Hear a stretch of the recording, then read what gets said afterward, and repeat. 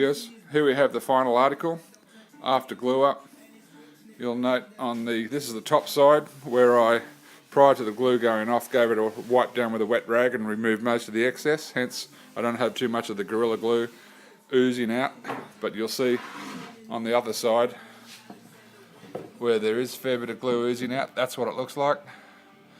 Now I removed that with a broad face inverted chisel using a cutting motion rather than a pushing motion. Not so critical on the underside, but certainly critical on the face side.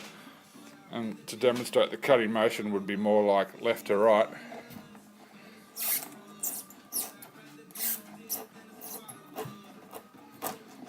Rather than just a straight pushing motion. Let's demonstrate that again so you can see it.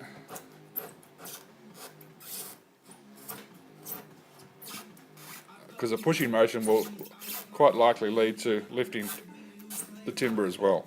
Again, not a real problem on the underside, but definitely a problem on the face side. Okay, so once you've got most of the excess glue removed, you get this bad boy out. Now, a couple of tricks with this: don't overdo it.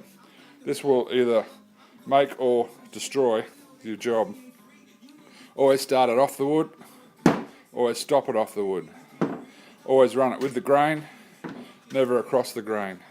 To get from the left side to the right side on this 550mm piece of board, I would run it up and down the board probably 10 times before I got across the other side. Never change direction if you can on the timber. Always bring it off the timber before you change direction. So essentially, to do this board, will be moving up and down the board probably 10 times just to get across to the other side.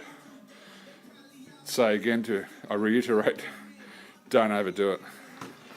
Better to underdo it with that and spend more time on this. I use 240 aluminium oxide. I think it brings the timber down faster than even coarser grades. Obviously a sanding block, give it a good hit, then give it a good wipe down with a wet rag. That'll highlight areas, but also it'll lift the grain, so then you hit it again and then you can have a better look at it.